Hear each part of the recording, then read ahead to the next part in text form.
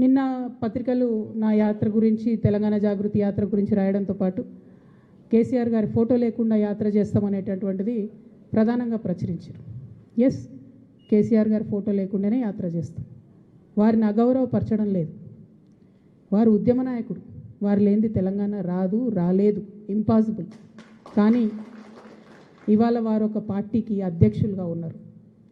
ఆ పార్టీ నుండి నన్ను సస్పెండ్ చేయడం జరిగింది. ఆ పార్టీలో నేను ఇవాళ ప్రాథమిక సభ్యురాలుగా కూడా లేను.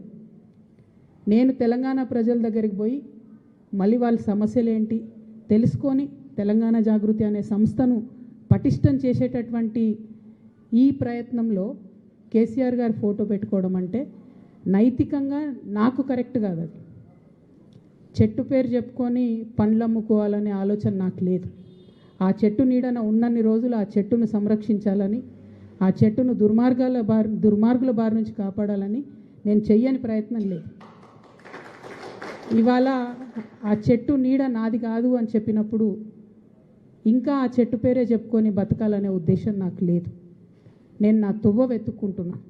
తెలంగాణ బిడ్డల కోసం, తెలంగాణ ప్రజలతో, తెలంగాణ మేధావులతో సమాలోచన చేయడానికి, వారితో మమేకం అవ్వడానికి నేను ఒక తువ్వను ఎత్తుకుంటున్నా.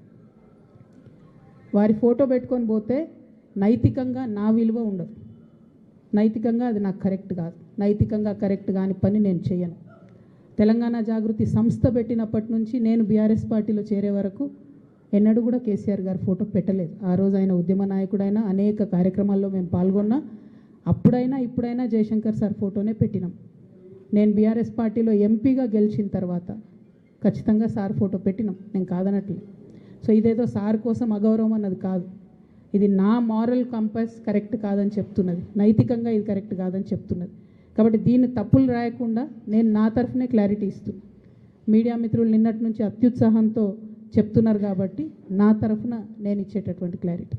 వారు నా తండ్రి గారు, వారి కడుపున పుట్టడం అనేది జన్మజన్మాలకు నేను చేసుకున్నటువంటి అదృష్టం. కానీ దారులు వేరైతున్నప్పుడు ఇంకా కూడా నేను వారి పేరు చెప్పుకొని ఉండడం అన్నది నైతికంగా కరెక్ట్ కాదు. అందుకోసమే వారి ఫోటో లేకుండా ముందుకెళ్తున్నామనే విషయాన్ని ఈ సందర్భంగా తెలియజేస్తూ ఉన్నాను. మరి అదేవిధంగా ఇప్పుడు ఒక్కసారి పోస్టర్ లాంచ్ చేసి, ముహూర్తం ఏదో ఉంది, పోస్టర్ లాంచ్ చేసి మళ్ళీ కూర్చొని మళ్ళీ మాట్లాడతాం మీతో.